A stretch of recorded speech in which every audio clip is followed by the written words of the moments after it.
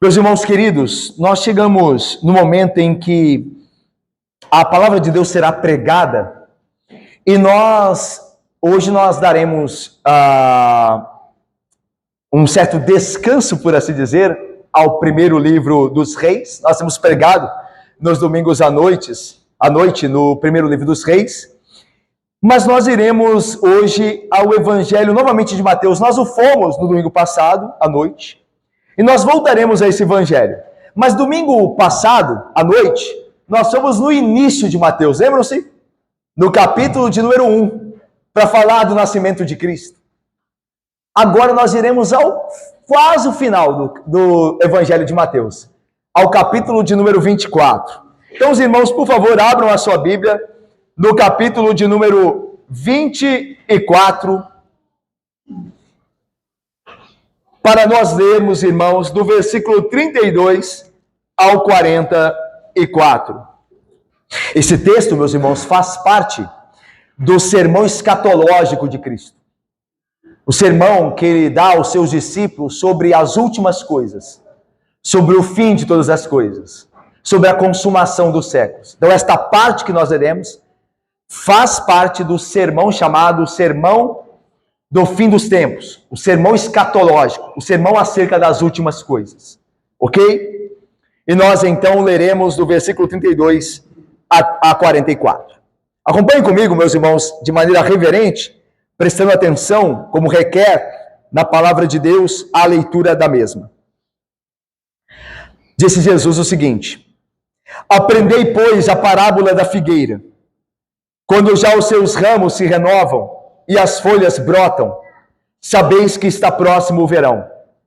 Assim também vós, quando virdes todas estas coisas, sabeis que está próximo às portas.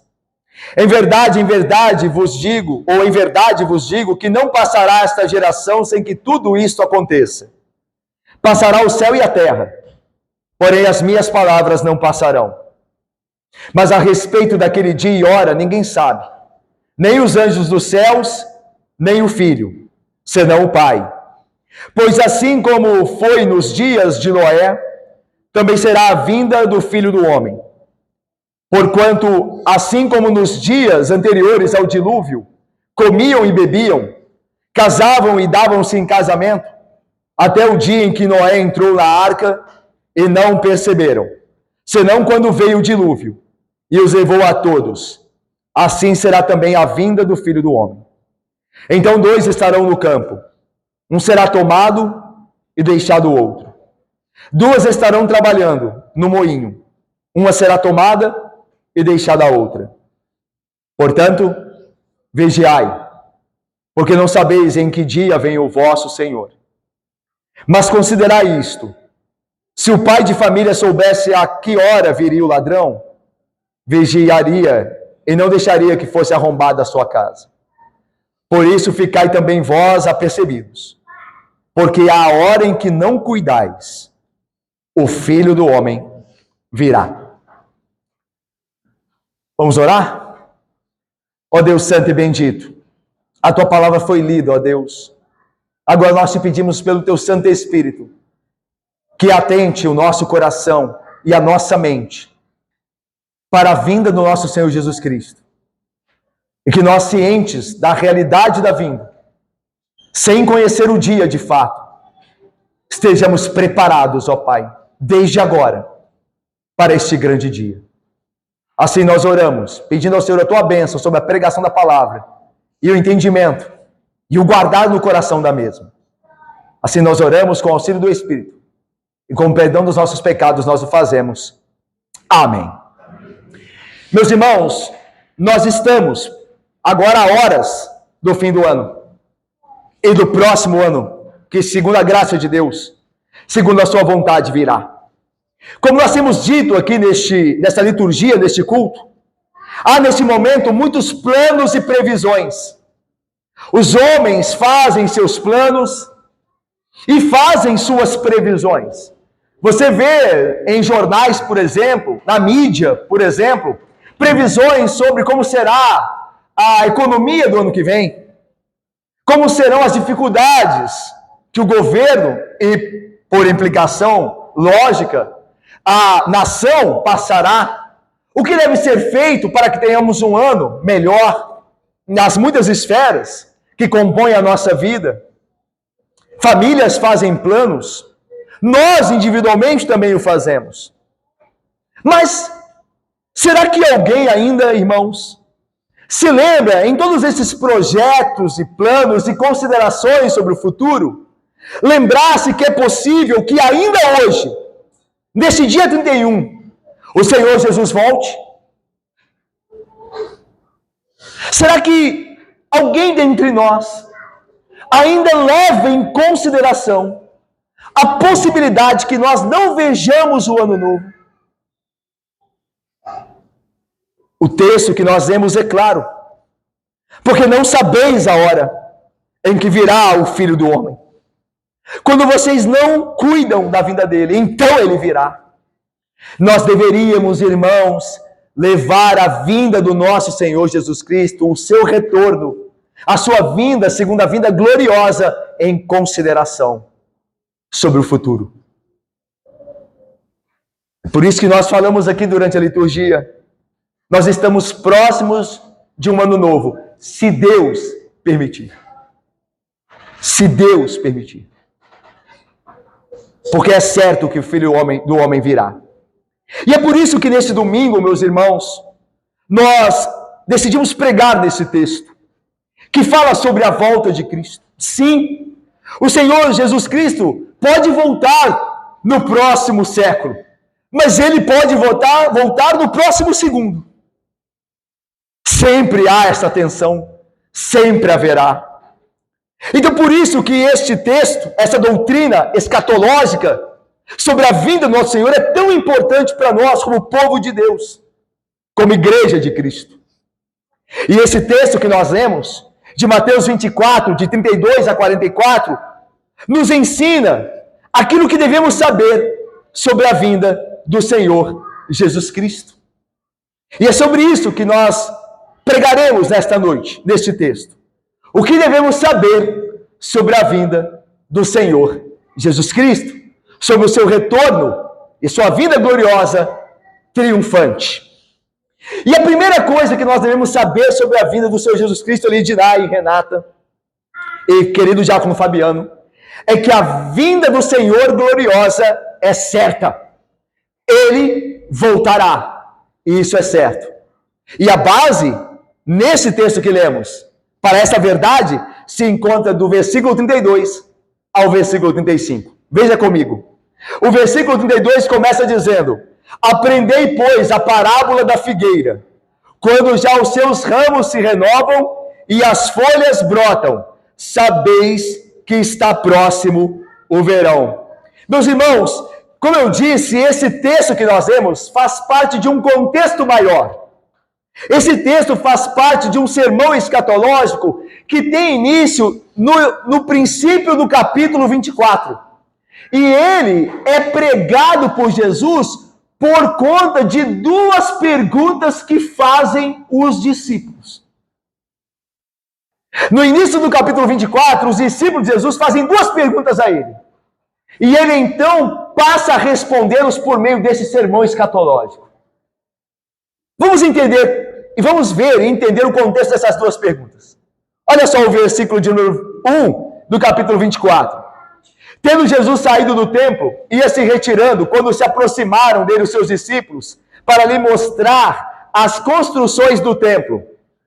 Ele, porém, lhes disse: não vedes tudo isto? Em verdade vos digo que não ficará aqui pedra sobre pedra que não seja derribada. Os discípulos estavam falando do grande templo de Herodes, o templo que Herodes havia reformado. O templo que havia sido construído por Salomão, destruído, reconstruído por Esdras e Neemias, no tempo de Esdras e Neemias, e reformado por Herodes. E a reforma que Herodes fez no antigo templo de Salomão foi magnífica.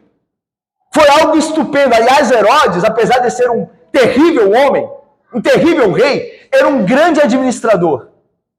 E ele fez uma reforma magnífica. E o templo era impressionante.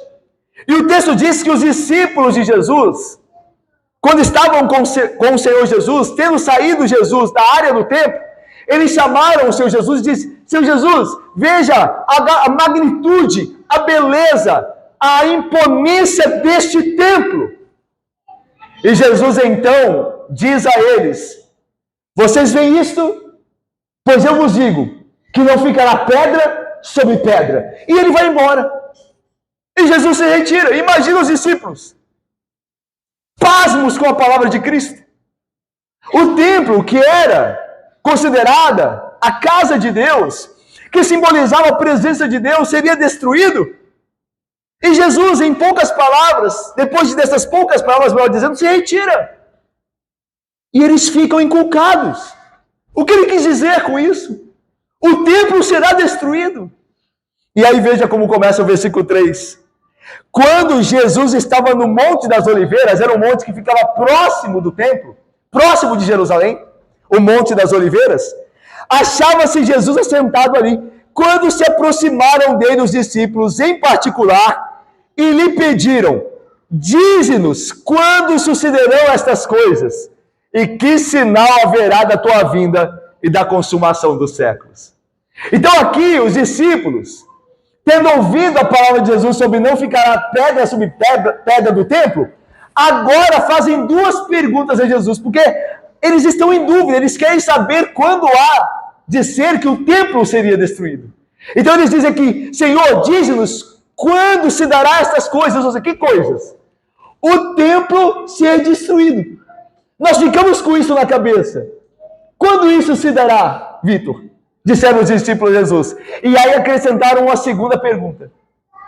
E qual, diz aí o texto, e qual é o sinal, e qual sinal haverá da tua vinda e da consumação dos séculos? Então são duas perguntas que são importantes para entendermos não só o nosso texto, mas o contexto dele. As duas perguntas são: quando é que o templo será destruído? E quando, e que sinal haverá da tua vinda? E aí, por implicação, do fim dos tempos, da consumação dos tempos. E Jesus vai responder essas duas perguntas no sermão escatológico dele, que toma todo o capítulo de número 24. E veja só como ele, passando rapidamente aqui pelo contexto, veja como ele começa a responder. Ele começa a responder no texto que vai do versículo de número 4 até o versículo de número 14, ele vai falar sobre o princípio das dores, os primeiros sinais. Mas olha só o que ele diz. Olha como ele começa no versículo 4. E ele lhes respondeu, começando a responder as questões: vede que ninguém vos engane. Ou seja, atenção, cuidado para que ninguém vos engane com sinais que não são necessariamente sinais da destruição de Jerusalém, do templo, e nem muito menos da vinda do Filho do Homem, a vinda da consumação dos séculos. Então ele começa a descrever sinais. Olha só o que ele diz, versículo de número 5. Porque virão muitos em meu nome, dizendo: eu sou o Cristo, e enganarão a muitos. E certamente ouvireis falar de guerra e rumores de guerra. Vede, não vos assusteis com esses sinais, com essas coisas, porque é necessário assim acontecer, mas ainda não é o fim. Os teólogos chamam este trecho, esse início de resposta de Jesus, do versículo de número 5 até o versículo 14, de sinais paralelos. Não são sinais iminentes, nem da queda do templo, nem muito menos da consumação dos séculos, com o retorno de Cristo. Mas são sinais que acompanham a humanidade até que venha o fim. E não é comum que quando acontecem sinais assim, guerra, rumores de guerra, terremotos, Jesus vai dizer sobre os terremotos aqui. Olha aí, versículo de versículo 7. Porquanto se levantarão nação contra nação, veja aí, reino contra reino, haverá fomes e terremotos em vários lugares. Não é comum, quando essas coisas acontecem, aparecerem falsos cristos, começar a anunciar a vinda do fim? Não é comum? Agora, por exemplo, a guerra de Israel com Hamas, quando Israel não começa a surgir essa ideia: olha, Cristo está voltando. Olha, Israel está sendo oprimido, que já voltar, não é comum. Então Jesus diz, não vos enganeis, que ninguém vos engane, não é o fim ainda. Esses sinais sempre acompanharam a humanidade e sempre acompanharão até o fim. Não é de hoje que há guerras, não é de hoje que há terremotos, não é de hoje, meus irmãos, que há falsos cristos, pessoas que se levantam em nome de Cristo, querendo de fato tomar a autoridade dele para enganar a muitos. Isso sempre aconteceu e acontecerá até o fim. Esses sinais não são sinais iminentes que Cristo está voltando, são sinais paralelos. Eles sempre estarão nos acompanhando em toda a história da humanidade até o fim. Por quê? Alguns teólogos entendem que esses sinais, eles nos mostram, enquanto nos acompanham na história da humanidade, que há algo errado com a humanidade e que precisa ser consertado. Não é verdade? A mentira através de falsos mestres, a violência e guerra e destruição, a própria natureza está em desordem com terremotos e grandes acontecimentos como maremotos. Então a ideia de que há algo errado no mundo, há algo errado na humanidade por causa do seu pecado e necessita-se de conserto. Então esses sinais são paralelos. Eles não são sinais iminentes da vinda do Senhor Jesus Cristo e nem da queda do templo. Por isso Jesus diz, ninguém vos engane. Esses sinais estão, vocês veem essas coisas, mas não é o fim ainda. Não é o fim. Ok? Então que ninguém nos engane agora. Quando acontecer guerra e terremotos, porque ainda não é o fim, disse Jesus. Ok? Aí Jesus agora, primeiro ele disse o que não é um sinal iminente da queda do templo e da consumação dos séculos. Agora ele passa a dar os sinais iminentes da queda do templo e posteriormente da consumação dos séculos. Primeiro ele disse, olha, isso aqui não tem nada a ver com o que eu disse a vocês. Agora isso aqui tem a ver. Versículo de número 15 até o versículo número 28 vai falar da queda de Jerusalém, que aconteceu no ano 70 depois de Cristo. Olha só o que diz, rapidamente aqui. Quando, pois, vides o abominável, versículo 15, o abominável da desolação do que falou o profeta Daniel no lugar santo, quem lê entenda, então os que estiverem na Judéia fujam para os montes.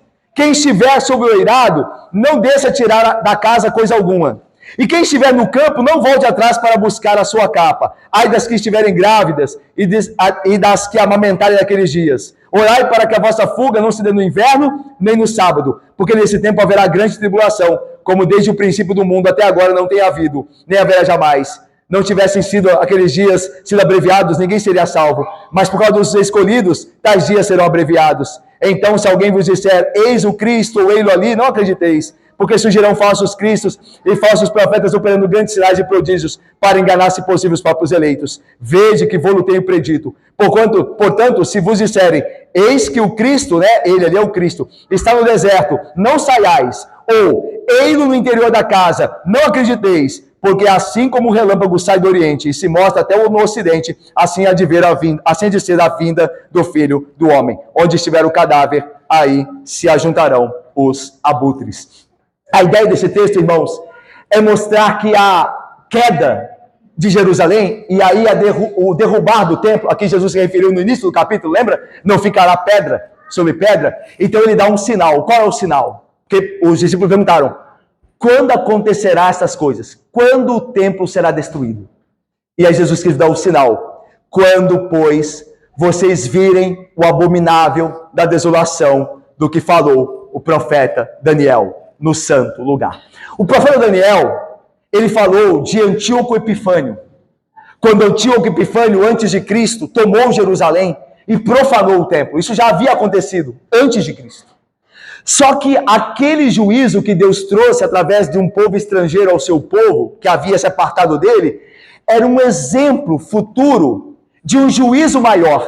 Assim como o que Deus traria sobre Jerusalém no ano 70, depois de Cristo, através de um imperador romano chamado Tito Oscar, também era uma amostra do juízo que há de se consumar sobre os ímpios no fim da consumação dos séculos. A ideia aqui é que Jesus está usando a queda do templo como um sinal de juízo de Deus que mostra, numa perspectiva micro, o que há de acontecer no grande juízo sobre o mundo todo. Aliás, irmãos, todo o juízo de Deus sobre nações, quer no Antigo, quer no Novo Testamento, é uma amostra pequena sobre o que Deus fará ao mundo quando Jesus Cristo retornar como juiz.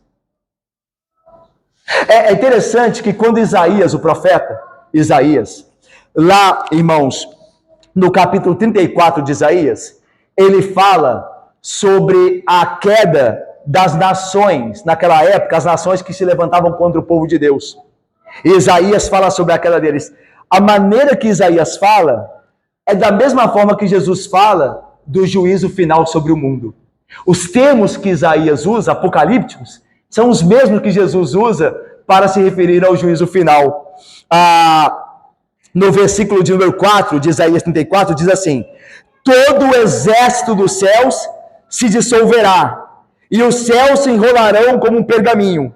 Todo o exército cairá, como cai a folha da vide e a folha da figueira. Isaías estava falando de um juízo que Deus traria sobre as nações pagãs daquela época dele, como trouxe. Mas a linguagem apocalíptica aponta para a mesma verdade que Jesus fala sobre o dia que ele voltar para julgar o mundo. Jesus usa a mesma... Aliás, Isaías fala da figueira. Ele diz aqui, né? Como cai da figueira as folhas. Olha aí. Como cai a folha da vide e a folha da figueira. Se você for o nosso texto de Mateus 24, Jesus diz assim, versículo 32, aprendei, pois, a parábola da figueira. Alguns teólogos estão dizendo que está apontando para o que Isaías disse. Ou seja, lá em Isaías, Deus vem julgar nações. E aí ele se vale de uma linguagem apocalíptica, de que estrelas caindo, dos poderes do céu sendo abalados. Aqui você vê a mesma coisa. Olha o que Jesus diz da vinda do Filho do Homem, versículo 29 do capítulo 24. Olha, essa linguagem não é a mesma de Isaías. Logo em seguida, a tribulação daqueles dias, o sol escurecerá, a lua não dará sua claridade, as estrelas cairão do firmamento e os poderes do céu serão abalados. A mesma linguagem que Isaías usou para o juízo de Deus sobre as nações pagãs.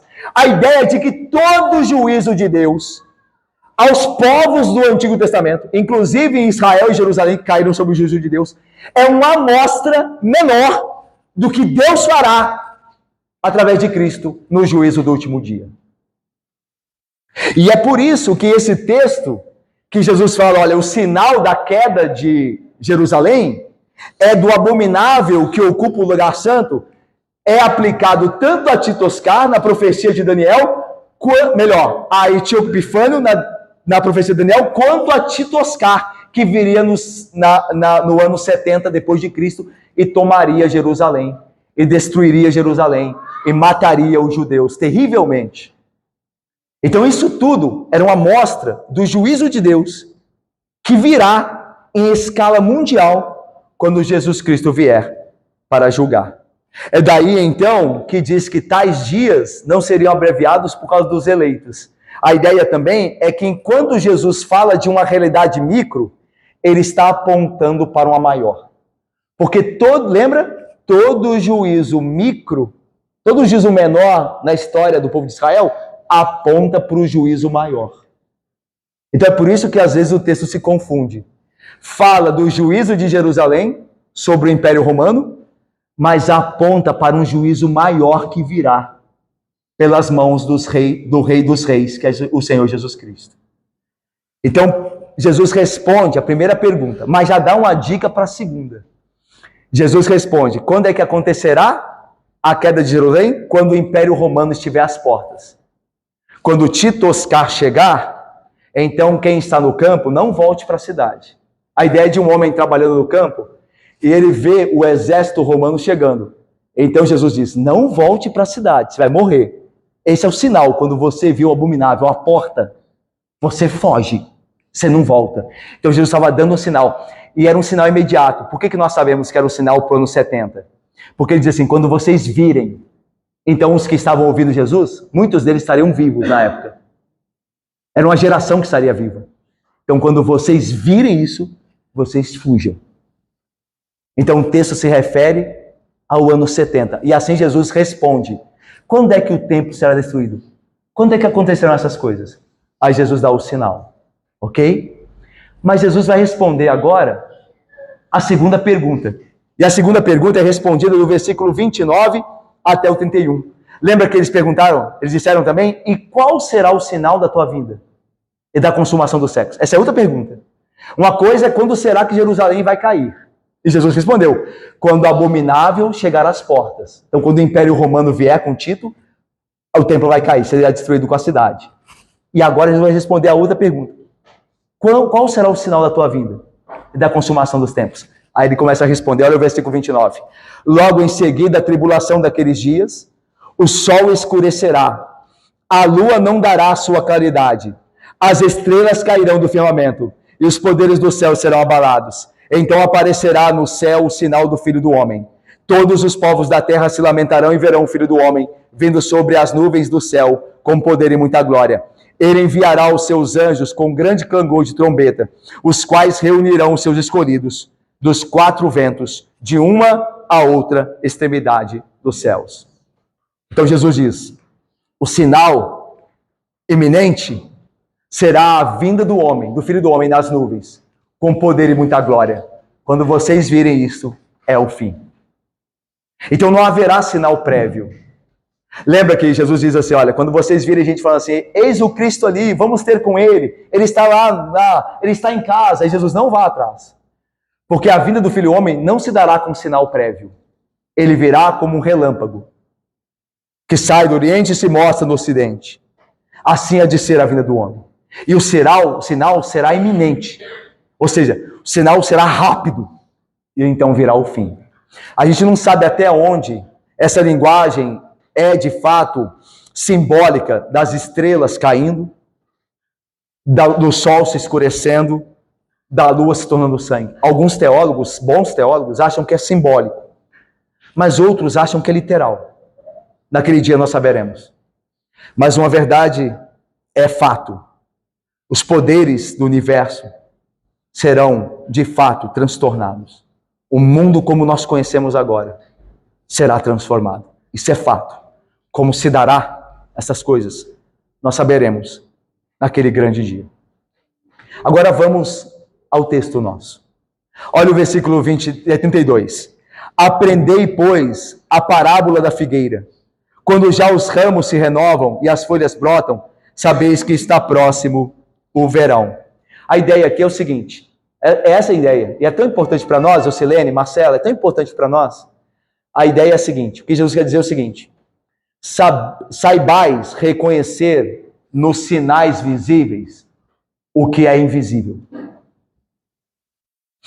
A figueira é um sinal, a renovação da figueira, da folhagem da figueira, é um sinal visível da estação que não tem sinal. A estação não tem um sinal. Você reconhece a estação que está chegando pela evidência daquilo que acontece. Aí você sabe que está chegando o verão. Mas aquilo que é invisível é reconhecido pelo que é visível. Então Jesus diz: saibais prestar atenção nos sinais do tempo, para que vocês se preparem para aquilo que virá imediatamente no fim dos tempos. Lembra que Paulo diz: nos últimos tempos os homens ficarão desafeiçoados, serão dias difíceis, os homens ficarão mais amigos dos prazeres do que de Deus, eles trairão uns aos outros. Esses são sinais dos últimos tempos. Isso já tem acontecido. Nós já estamos nos últimos tempos. Nós já estamos vivendo às portas da vinda de Cristo. E Jesus diz: saibais olhar essas coisas e se prepararem. Como os homens olham para a figueira e depois do inverno, vem ela começar a se renovar e sabem que está chegando o verão, assim vocês também olham ao redor de vocês e saibam observar os sinais. Não fiquem insensíveis aos sinais que Deus tem dado. Na corrupção dos homens, na violência atingir o seu ápice, na incredulidade, na corrupção humana. Fiquem atentos aos sinais, Porque quando o cálice da ira de Deus se encher, então ele será derramado. E nós podemos ver que ele está se enchendo. Que a impiedade está atingindo o seu ápice. Então Jesus diz: atentem para a parábola da figueira. Aprendam com ela. Saibam olhar os sinais. Lembre-se que os sinais iminentes não são guerras, terremotos. Ele já disse, não são essas coisas. Mas prestem atenção em outras coisas. Prestem atenção para que vocês não sejam pegos de surpresa. E aqui continua o texto, dizendo aí o versículo de número 33. Assim também vós, quando virdes todas essas coisas, sabei que está próximo às portas. E o versículo 34 diz: em verdade vos digo que não passará esta geração sem que tudo isso aconteça. Na verdade, irmãos, o versículo 33 responde ainda à primeira pergunta dos discípulos: quando será a destruição do templo? E o versículo 34 responde a segunda, sobre o retorno de Cristo, o sinal da vinda de Cristo e a consumação dos séculos. Então, o versículo 33 responde à primeira pergunta. Olha só o versículo 33. Assim também vós estejais atentos aos sinais, como a figueira dá o sinal da renovação que está chegando o verão, vocês também estejam de olho e atentos ao sinal. Assim também vós, quando vides todas estas coisas, sabei que está próximo às portas. Aqui é uma referência específica à invasão do Império Romano por Tito Oscar no ano 70. Por que a gente sabe que o 33 se refere a isso? Porque Jesus diz assim, quando virdes estas coisas. Então a ideia de que aqueles homens que estavam ouvindo Jesus era a geração que viria. Eles não viriam a vinda de Cristo, porque eles não estariam vivos lá. Eles seriam ressuscitados naquele momento. Mas eles não estariam vivos para ver. Mas eles estariam vivos para ver a vinda do Império Romano no ano 70. Então Jesus diz, e fiquem atentos ao sinal, como nós dissemos outrora, né? Quando o Império Romano chegar, vocês têm o cumprimento do sinal, quando o templo será derrubado, irá ser destruído. E no versículo 34 é a resposta à segunda pergunta sobre o sinal da vinda de Cristo. Ele diz assim, em verdade vos digo que não passará esta geração sem que tudo isso aconteça. Para entender esse versículo, que é difícil, viu, irmãos? Os teólogos se dividem muito na interpretação desse versículo. Há muita gente boa que tem interpretação A e há muita gente boa que tem interpretação B. Alguns acham aqui que, em verdade vos digo, que tudo isso que acontece não acontecerá sem que passe essa geração. O tudo isso se refere à destruição do templo, à invasão romana do ano 70.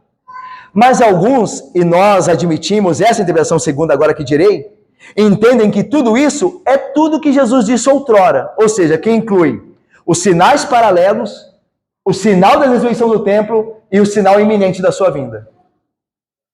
E é a leitura mais comum. Você está dizendo assim, quando tudo isso acontecer, essa geração não passará sem que tudo isso aconteça, e se tudo isso é tudo isso que ele falou antes. A leitura mais simples é essa, não dá para você separar. Tudo isso se refere naturalmente a tudo que ele falou. Se for assim, nós precisamos entender geração, esta geração. Por quê? Porque se esta geração é aqueles homens que estavam vivos, e uma geração durava 40 anos, né? Para você passar de geração para outra geração, tomava-se realmente, era a conta que se fazia 40 anos. De 40 em 40 anos, uma geração mudava. Ok? Então, para ser essa geração, não poderia incluir o que Jesus falou sobre a vinda dele, a segunda vinda, porque aquela geração lá já está morta. E não se cumpriu a vinda de Cristo ainda. Então, há um impasse aqui. O que é geração aqui? É aqueles que estavam ouvindo Jesus, essa geração que me ouve não passará sem que tudo isso aconteça. Se é assim, nós temos um problema. Porque aquela geração que ouviu Jesus já morreu. E tudo isso, se nós incluirmos a vida de Jesus, a segunda, não chegou ainda. Então, não cumpriu o que Jesus falou. Agora, se nós entendemos geração como raça, como pode ser entendido, aí faz todo sentido. Na Bíblia, geração pode ser traduzida como raça, como tipo de pessoa. Olha só, eu vou dar provas disso biblicamente. Lá em Deuteronômio 32, está escrito assim, procederam corruptamente contra ele. Já não são seus filhos, e sim suas manchas. é geração perversa e deformada. Ou seja, Deus falando do povo judeu, do povo israelita, como uma geração perversa e deformada. Agora veja, eu vou ler para vocês, Deuteronômio 32, ainda, versículo 20, que é mais esclarecedor ainda. Olha, no mesmo contexto, hein? Porque o texto que eu li para vocês, quando fala de geração perversa e deformada, é Deuteronômio 32, 5. Agora eu vou ler Deuteronômio 32, 20, no mesmo contexto. Olha o que diz. E disse, esconderei deles o rosto, verei qual será o seu fim, porque são raça de perversidade, filhos em quem não há lealdade. No versículo 5 do capítulo de Deuteronômio, são geração. Mas no versículo 20 do mesmo capítulo, no mesmo contexto, são raça. Então é possível essa leitura bíblica, que quando a Bíblia fala de raça, de geração, pode estar falando de tipo de pessoa, de uma raça. E se é assim, nós podemos ler então um texto que Jesus diz assim, em verdade vos digo que não passará esta raça, ou seja, a raça dos judeus permanecerá até que tudo seja cumprido. E aí responde aquela pergunta que muitos fazem, que nos deixa inculcado muitas vezes, e como os judeus permanecem sendo perseguidos pelo mundo todo. Como é que esse povo não se dissipou ainda? Uma das respostas possíveis é o que Jesus diz. Essa raça não passará até que tudo, inclusive a segunda vinda dele, aconteça. Se for assim, então nós temos uma resposta que se encaixa muito bem dentro do contexto. Os judeus serão preservados como raça. Estou falando aqui de eleição. Os judeus serão preservados como raça até que venha o Cristo, a quem eles rejeitaram. E não é um milagre isso? Não é de se esperar que o povo que rejeitou a Cristo fosse dissipado da face da terra? Mas Jesus diz, vocês ficarão como raça até que eu venha na minha glória. Porque foi esse mesmo povo que o rejeitou. Lembra da profecia? E então chorarão diante daquele a quem traspassaram. A raça chorará diante daquele a quem rejeitaram, pois essa geração permanecerá até que eu venha. Versículo de número 35, vamos ler juntos? Passará o céu e a terra, porém as minhas palavras... Lembra que nós estamos tratando aqui no sermão sobre o que nós podemos aprender sobre a segunda vinda de Cristo. E lembra que eu disse que a primeira coisa que nós podemos aprender é que ela é certa. E aqui nesse versículo, concluindo esse primeiro trecho, isso fica claro. Olha o que diz Diácono Felipe. Passará o céu e a terra, porém as minhas palavras não passarão. Tudo o que eu tenho vos dito agora, todas essas minhas predições, profecias, se cumprirão. O Filho do Homem virá em glória e poder. Podem o céu e a terra passar, as minhas palavras não cairão. Tudo o que eu disse se cumprirá. Irmãos, Isaías diz assim, seca-se a erva e caem as flores, soprando nelas o hálito do Senhor. Na verdade, o povo é erva. Seca-se a erva e cai a sua flor. Mas a palavra de nosso Deus permanece eternamente. Isaías 40, versículos 7 e 8. Irmãos, a vinda do Senhor é certa. É a primeira coisa que nós aprendemos aqui. Tudo que Deus falou por meio de Cristo se cumpriu. Quando Jesus falou que o abominável ocuparia o lugar santo, no ano 70, o Império Romano chegou e ocupou o lugar santo e destruiu o templo e destruiu Jerusalém, como Jesus havia predito. Tudo que Jesus diz tem se cumprido. Então ele virá a segunda vez, como ele disse. A vinda dele é certa. Nós não devemos viver como pessoas que não reconhecem a certeza da vinda de Cristo. Usemos as instruções de Jesus para olhar para o presente, sabendo o que há de vir no futuro. Ele certamente retornará. Todas as coisas, meus irmãos, que Jesus diz, se cumprirão. Algumas já se cumpriram. E certamente as restantes também o farão. A vinda do Senhor é certa. Saibamos disso e vivamos de acordo com essa verdade. é certo que o Senhor voltará. O céu e a terra pode passar, mas a promessa de Cristo se cumprirá. Ele disse que voltará, Alan, ele voltará. Qual é a segunda coisa que nós aprendemos sobre a vinda de Cristo Jesus? A segunda vida em glória. É que ela é um segredo que só Deus Pai conhece. Olha só o que diz o versículo 36. Leamos juntos. Mas a respeito daquele dia e hora, ninguém sabe, nem os anjos dos céus, nem o Filho, senão o Pai. Irmãos, Jesus diz que é certo a sua vinda, mas o dia da sua vinda é um segredo. Só Deus Pai o sabe. E Jesus Cristo aqui é claro, é categórico. Sobre o dia e a hora, é certo que virá o Cristo. Mas o dia e a hora ninguém sabe.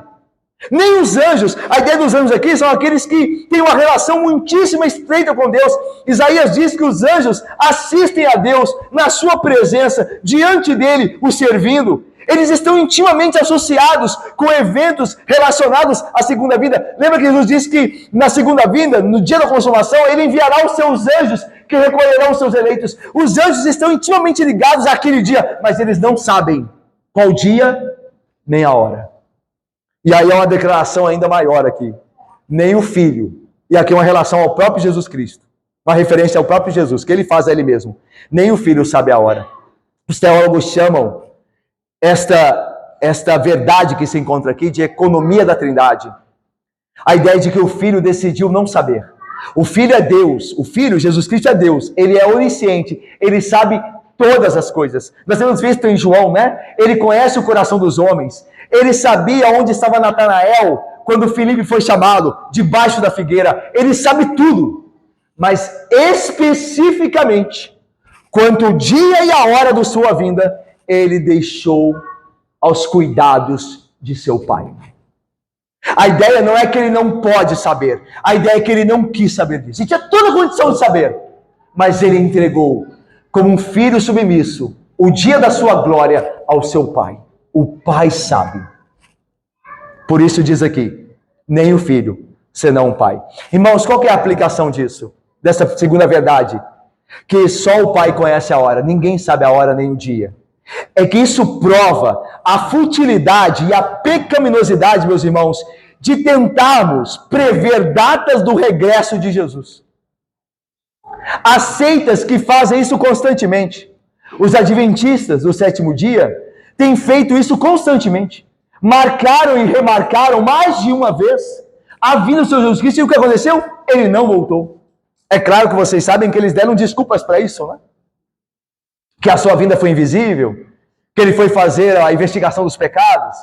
Os testemunhos de Jeová também já tentaram marcar o dia e a data da vida do Senhor Jesus Cristo. Isso é pecaminoso. Jesus disse, ninguém sabe a hora. Nós devemos lembrar do que diz Deuteronômio. As coisas encobertas pertencem ao Senhor, nosso Deus. Porém, aquilo que ele nos revelou pertence a nós e nossos filhos, para que cumpramos todas as suas palavras. Irmãos, não nos demos a uma investigação vã e pecaminosa de tentar saber hora e data da vida do Senhor Jesus Cristo. Não acredite em quem fique marcando essas coisas. O Senhor Jesus diz, ninguém sabe a hora. Não há como saber a hora. Só o Pai está reservado a Ele. Ele sabe a hora. A terceira verdade, primeira, é que a vinda é certa. A segunda é que é um segredo que só Deus Pai sabe. A terceira verdade é que ela se dará no meio da rotina dos homens. Quando os homens estiverem fazendo as suas coisas ordinárias de sempre, então virá o fim. Olha o que diz o versículo 37 a 39. Pois assim como foi no dia de Noé, também será a vinda do Filho do Homem. Agora veja o aspecto rotineiro. Porquanto assim como nos dias anteriores ao dilúvio, comiam e bebiam. É coisa que você faz sempre, né? Todo dia. Casavam-se e davam-se em casamento. É comum à sociedade, né? Ordinária à sociedade. Até o dia em que Noé entrou na arca, e agora vem a palavra-chave aqui. E não o perceberam, senão quando veio o dilúvio e os levou a todos. Assim será também a vinda do Filho do Homem. Irmãos, durante os dias de Noé, Isto é, quando esse pregador da justiça construía a arca e advertia o povo, havia advertência, como há agora hoje. Nós temos sendo avisados que a vida do Senhor Jesus Cristo é certa. Ninguém sabe a hora senão o Pai. Nós estamos sendo avisados. Lá também Noé, também havia um aviso. Cada martelada de Noé e daqueles que construiu a arca era um aviso. Olha, o dilúvio vem. Olha, o dilúvio vem. Mas aquele povo vivia a vida como sempre, comendo e bebendo e dando-se em casamento. Aí a pergunta é, há alguma coisa errada, Caleb, em comer e beber e casar-se? E eis a resposta, absolutamente nada. Aliás, por meio dessas coisas, é capaz de nós glorificarmos a Deus. Nós glorificamos a Deus quando comemos e bebemos. Lembra de Paulo? Quer comais, quer bebais, ou façais outra coisa qualquer, fazei tudo para a glória de Deus. É possível glorificar a Deus por essas coisas. Mas o problema aqui não é essas coisas, comer, beber e casar-se.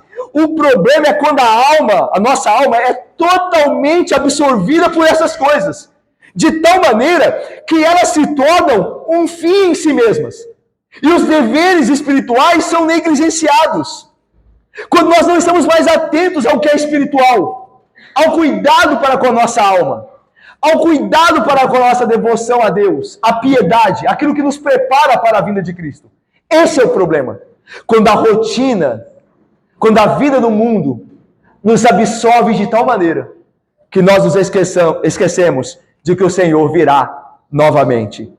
Os homens dos dias de Noé não se recobraram de sua insensatez a tempo. Não conseguiram compreender sua perigosa situação até que foi tarde demais. De repente veio o cataclismo. Para eles foi um arrastão, lembra? Então veio o dilúvio, diz o texto, e os levou a todos. Os varreu, que é o termo, pode ser o termo traduzido, e os varreu a todos. Semelhantemente, irmãos, súbita e desastrosa para os perversos será a vinda do Filho do Homem. Eles comiam e bebiam, casavam-se e davam-se em casamento, e não perceberam até que veio o fim. A pergunta para nós é a seguinte: nós temos vivido apercebidos? Nós temos vivido conscientes de que o Senhor Jesus Cristo pode voltar a qualquer instante? Ou o Senhor Jesus Cristo é um assunto só do domingo? No restante da semana nós comemos e bebemos como se não houvesse amanhã. O Senhor Jesus Cristo é um assunto só de domingo. De domingo nós nos encontramos aqui. É assim que nós temos vivido. Lembre-se do que disse o Senhor Jesus Cristo. Aqueles dias, o dia da vinda do Senhor Jesus Cristo será como os dias de Noé. Eles viviam na sua rotina e não se aperceberam de que seu fim estava próximo. É por isso que eu disse, o Senhor Jesus Cristo pode voltar hoje. Hoje nós estamos planejando aqui uma ceia comunitária.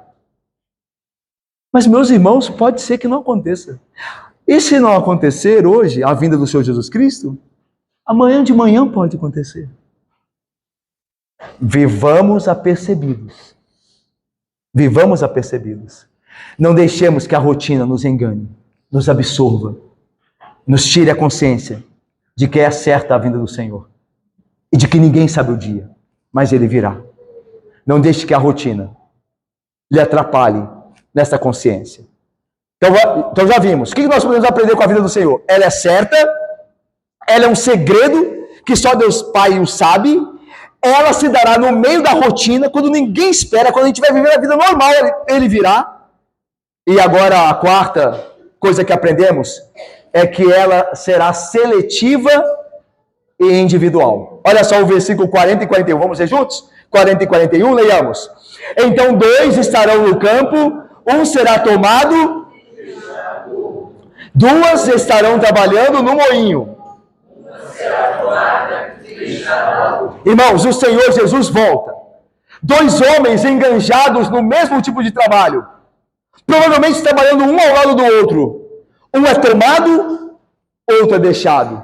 Um é recolhido pelos anjos para estar para sempre com o Senhor. O outro é deixado para trás, destinado à perdição eterna. O Senhor fará essa distinção. Perceba, a vinda do Senhor é seletiva. Selecionará. distinguirá o joio do trigo. Lembra? Agora vivem juntos o joio do trigo. Mas naquele dia o ceifeiro fará a distinção. Será uma vinda seletiva. Separará os homens. O pai será tomado, o filho será deixado. Estarão os ambos na mesma casa, talvez na mesma mesa almoçando. E então será um tomado para o Senhor e o outro dado à perdição. Uma irmã será tomada, a outra deixada. O colega de trabalho será deixado, o outro tomado. A vinda do Senhor fará distinção, que agora nós não vemos, não é? Agora nós não vemos tão claramente. Nós temos indícios agora, mas não claramente. Mas naquele dia, tudo ficará claro. E o Senhor naquele dia fará a sua ceifa, que separará o joio do trigo, os filhos da luz e os filhos das trevas. Agora eles estão juntos. Agora é difícil você saber se alguém realmente é crente, não é? Você acha que ele é? Porque de vez em quando ele vem à igreja.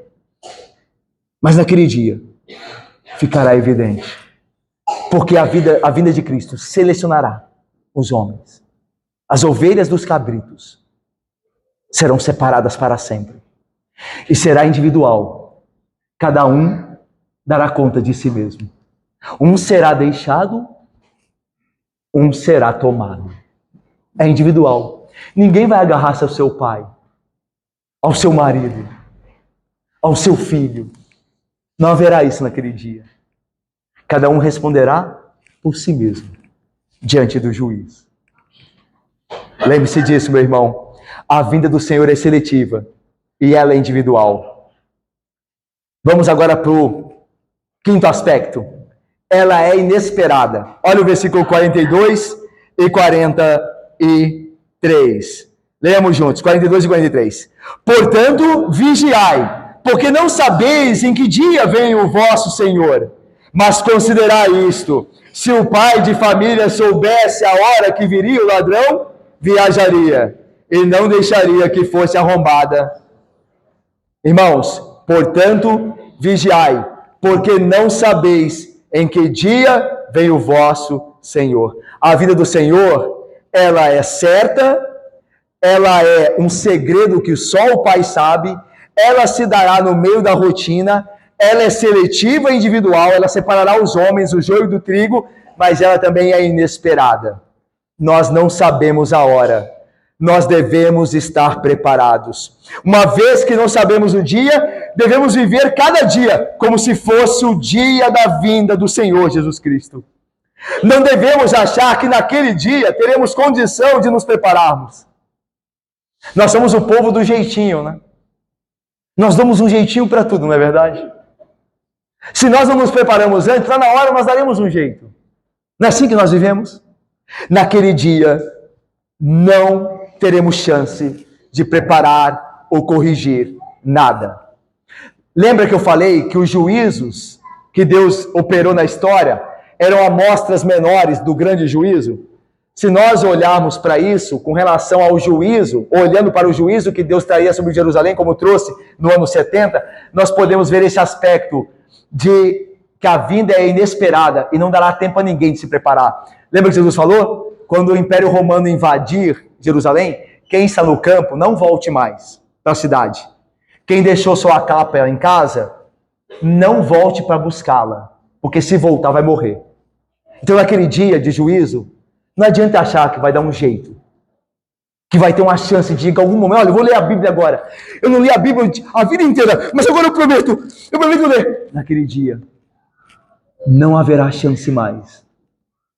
Naquele dia o nosso destino estará selado para sempre. É por isso que nós devemos saber que a vinda do Senhor é inesperada. E devemos considerar que se o pai de família soubesse a hora em que viria o ladrão, vigiaria sempre e não deixaria que fosse arrombada a sua casa. O ladrão não avisa a hora que vem. Ele não avisa a hora que vem. Ele não vai mandar um WhatsApp para você dizendo, tô chegando aí para invadir sua casa. E você vai chamar a polícia. Ele vem inesperadamente. E é uma visita indesejada, assim como para os ímpios é uma visita indesejada do Senhor. É uma visita indesejada e inesperada. E assim o Senhor virá. Para terminar, a vinda do Senhor deve nos fazer estar preparados. É o último versículo. Irmãos, a vinda, Eliane, do Senhor é certa. A vinda do Senhor é um segredo que só Deus o Pai sabe a hora e o dia. A vinda do Senhor se dará no meio da rotina. Quando ninguém está vivendo a vida normal, ele virá. A vinda do Senhor, como nós vimos, irmãos, é seletiva e individual. Fará distinção do joio e do trigo, das ovelhas e dos cabritos. A vinda do Senhor, como nós vimos agora no último ponto, ela é inesperada. E por fim, a conclusão é que por isso tudo, nós devemos estar sempre preparados. Olha o versículo 44 para terminar. Leiamos juntos. Por isso, ficai também vós apercebidos, porque a hora em que não cuidais... Viu, irmãos? Vemos aqui?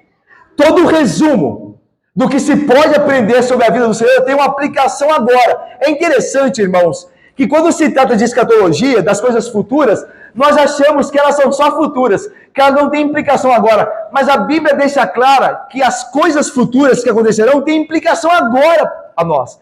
Tanto que Jesus termina este trecho dizendo: ficai agora apercebidos. Essas coisas vão acontecer e vocês não sabem quando. É no futuro. Pode ser imediato, próximo ou distante, mas virá. Então vocês agora fiquem apercebidos. Estejam atentos agora.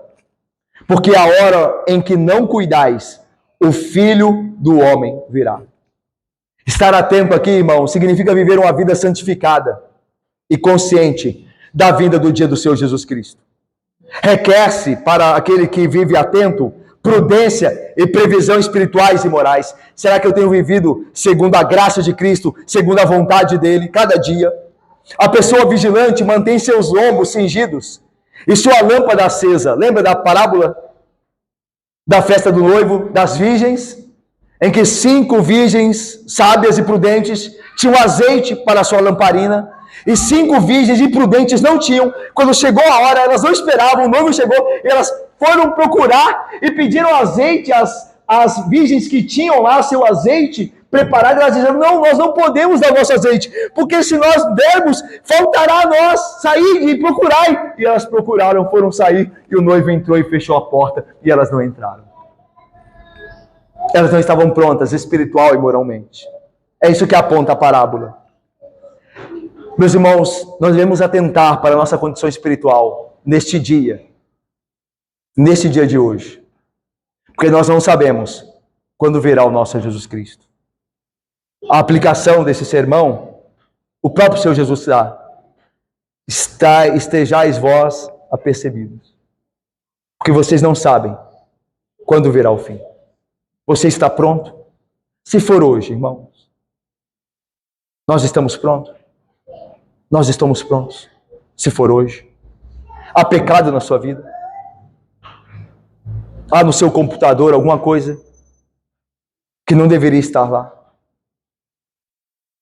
Como está a sua relação com a sua esposa, com o seu marido? Com seus pais, com seus filhos? Com seus irmãos na igreja? Você está preparado se for hoje? Irmãos, alguém pode olhar e dizer: não, não será hoje. Mas nós não sabemos quando se dará. Nós devemos estar sempre preparados. E eu termino com as palavras do próprio apóstolo Pedro. O apóstolo Pedro diz assim: não retarda o Senhor a sua promessa, como alguns a julgam demorada. Alguns dizem: ele virá ainda? Ele não virá. Alguns julgam demorada. Pelo contrário, Deus é longânimo para convosco, não querendo que nenhum pereça, senão que todos cheguem ao arrependimento. Virá, entretanto, continua Pedro, como ladrão o dia do Senhor, no qual os céus passarão com estrepitoso estrondo, e os elementos se desfarão abrasados. Também a terra e as obras que nela existem serão atingidas. Visto que todas essas coisas hão de ser assim desfeitas, Vocês deviam ser como tais, como aqueles que vivem em santo procedimento e piedade. Olha Pedro aplicando para nós aqui. Visto que essas coisas serão assim, nós deveríamos ser como aqueles que vivem em santo procedimento e piedade, esperando e apressando em oração a vinda do dia de Deus, por causa do qual os céus incendiados serão desfeitos e os elementos abrasados se derreterão. Nós, porém, segundo a sua promessa, esperamos novos céus e nova terra, nos quais habita justiça. Nós devemos ser como aqueles que vivem em santo procedimento e piedade a todo dia, porque nós não sabemos a hora em que virá o Filho do Homem. Que Deus nos abençoe, meus irmãos, a vivermos atentos para essas verdades sobre a segunda vinda do nosso Senhor Jesus. Amém, irmãos.